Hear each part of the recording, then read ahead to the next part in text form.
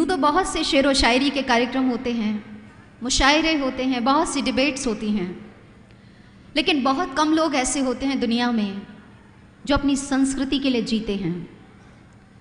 ये बात बिल्कुल वैसी ही है जैसे भारत के टुकड़े कर दिए जाएं उसके नक्शे के, और प्रयास किया जाए कि उसको जोड़ दिया जाए। हो सकता है कोई इतना ज्ञानी ना हो कि कौन सा प्रांत, कौन सा देश कहाँ पर हो, उसे कैसे जोड़ें, लेकिन उस नक्शे के पीछे यदि किसी मानव आकृति को बनाया गया हो तो उसे जोड़ना बहुत आसान होगा। क्या सही है ये बात? हाँ या ना? मैं आपकी अटेंशन चाहती हूँ, जोरदार जयघोष के साथ बोलिए भारत माता की। बताइए, जो बात मैंने अभी आपको कही, अगर भारत के नक्शे को तितर बितर कर दिया जाए और पीछे मानव आकृति हो तो बताइए किस साइड से जोड़ना आसान होगा? मानव आकृति। इसीलिए आप सम्माननीय मानव आकृतियां सामने बैठी हैं ताकि जो आज विखंडन की प्रक्रिया आरंभ हो चुकी है उसे खंडित होने से बचाया जा सके। आज का एक एक सेकंड बहुत कीमती है और मैं आपसे निवेदन करती हूं कि इन विचारों को सिर्फ सुनना मत, उन्हें अपने रोम रोम में ग्रहण करने की कोशिश करना। इतिहास कहता है कि नारी जो कि आधी आबादी है, सेकंड सिटीजन रही है, दूसरे पायदान पर। आज भी यदि आप लिटरेसी रेट देखेंगे तो भारत में पुरुषों की अपेक्षा महिलाएं कम शिक्षित हैं। एक समय ऐसा था जहां पर यह कहा जाता था नारी मानव या पशु, इन दोनों के बीच में कुछ है, कोई ऐसी नई प्रजाति है। कुछ लोगों ने तो पशु कहने से भी चूक नहीं की, लेकिन जब कहा गया वेस्ट में, जहां से मॉडर्नाइजेशन आया, जीसस की माँ भी तो मैरी थी, जब वो जीसस को पैदा कर सकती है तो वो पशु कैसे हो सकती है? मानव और पशु के बीच की कोई नई प्रजाति कैसे हो सकती है? जरूर ये मानव ही है, क्योंकि इसने मानव को जन्म दिया। करते करते करते करते बहुत सारी डिबेट्स हुई, फिर भी नारी अपने अधिकार को प्राप्त नहीं कर पाई। सज्जनों, हमारा इतिहास कुछ दर्शन कराता है। आइए चलते हैं इतिहास के झरोकों में, जहां पर बाली वध के बाद हनुमान जी मुक्त कंठ से मां तारा को कहते हैं, मां आप राज्य की बागडोर संभालिए। इतना ही नहीं, महाभारत युद्ध के पश्चात भीष्म पितामह मुक्त कंठ से कह रहे हैं, अगर इन राज्यों को चलाने वाले पुरुषों की, राजकुमारों की मृत्यु हो गई है तो इनकी पत्नियां और पुत्रियां तो जीवित है ना, इन्हें कहिए ये बागडोर संभालें।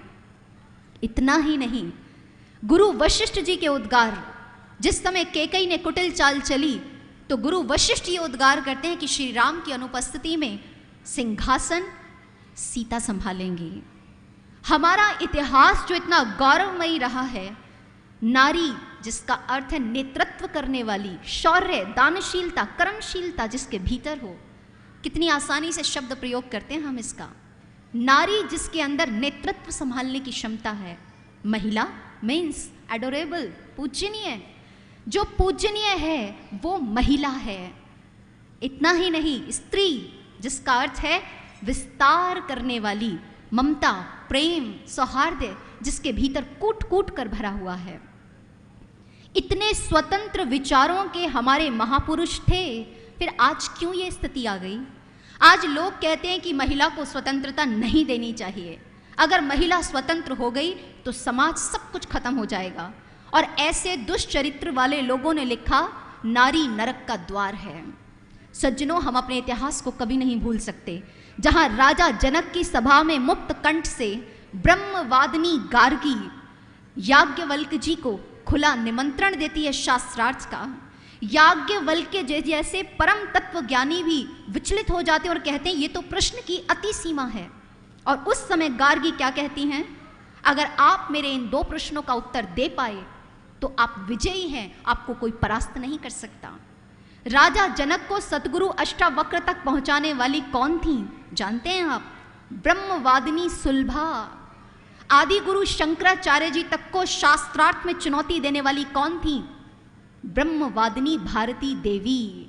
शास्त्रार्थ में भी जिन्होंने अच्छे से अपने मौके को संभाला। इतना ही नहीं, कहते हैं कि सुरक्षा तंत्र होता है, अगर उसमें सेंध लगा दी जाए तो कीटाणु आक्रमण कर देते हैं। फॉर एग्जाम्पल, एक छोटे से उदाहरण से समझें। बहुत बड़ी इमारत खड़ी है, उसकी नींव को हिला दीजिए, पिलर्स को हिला दीजिए, बिल्डिंग कितनी देर ठहरेगी? ठहरेगी नहीं, विध्वंस हो जाएगा। एक नारी की सुरक्षा प्रणाली थी उसका चरित्र। और चरित्र में कैसी थी हमारी नारी? आइए सुनते हैं। नाम सुना होगा आपने बीकानेर की महारानी रानी किरणवती, पृथ्वीराज की पत्नी।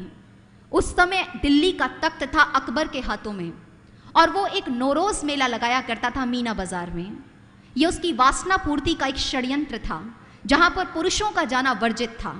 वो खुद नारी का वेश बनाकर उस मेले में जाया करता था। क्या हुआ? कहते हैं, इतिहास बताता है, वो क्या कुछ चक्र चलाता था। जो नारी उसे पसंद आ जाती थी, अपनी दासियों को भेजकर रंग महल में बुलवा लिया करता था। जब रानी किरणवती के विरुद्ध भी ये कुचक्र चला, तो जानते हैं इस रणचंडिनी ने क्या किया? उसी के वक्ष स्थल पर बैठकर उसी के मयान से तलवार निकालकर हावी हो गई, और वो अकबर मात्र त्राहिमाम कर उठा। क्या कहेंगे हमारी नारियों को? कहते हैं वो वर्ष था और आज है, दोबारा कभी दिल्ली में नौरोज मेला नहीं लगा। ये थी हमारी नारी, ये थी हमारी नारी की गरिमा। हम कहते हैं ये क्या हो गया आज नारी को? तो आज ऐसे ब्रह्म ज्ञानियों ने कुछ वाक्य लिखे, सुनिए। क्यों लगी हर ओर तेरे रूप की प्रदर्शनी। एक जूता बेचना हो, बिस्किट बेचने हो, या बड़ी से बड़ी कोई गाड़ी बेचनी हो, बिना नारी के एडवर्टाइजमेंट नहीं होता। ये धर्म सभाएं इसीलिए की जा रही हैं ताकि ऐसी डिमांड उठे और वैसी ही सप्लाई दी जाए कि कुछ ऐसे सद्गुणों से संपन्न लोग उठें, ताकि ये लोग ना कहें कि दुनिया और समाज ये मांगती है इसलिए हम ऐसी सप्लाई करते हैं। लिखने वाले ने लिखा, क्यों लगी हर ओर तेरे रूप की प्रदर्शनी, बिक रही है आज ज्योति जग की पथदर्शनी। अरे ये जग की पथदर्शनी थी, इसका इस तरह से हाल मत करो। मर रही कहीं गर्भ में, कहीं खा रही है मार क्यों, नारी को करनी पड़ी है प्रेम की गुहार क्यों। हे नारी तू जगदम्बिका, हे नारी तू जगदम्बिका, अपने भीतर की शक्ति को जागृत कर, तू अनजान है। सार की ओर चलते हैं। कहते हैं ऐसी भी नारियां हुई जब उन्होंने देखा कि उनका राज्य डगमगा रहा है, तो राज्य की बागडोर को भी संभाल लिया। ऋग्वेद में जिक्र आता है, वैदिक कालीन नारी ऐसी रानी हुई विश्वपला। कहते हैं वीर नारियों को एकत्र किया जैसे सेवा भारती कर रही है।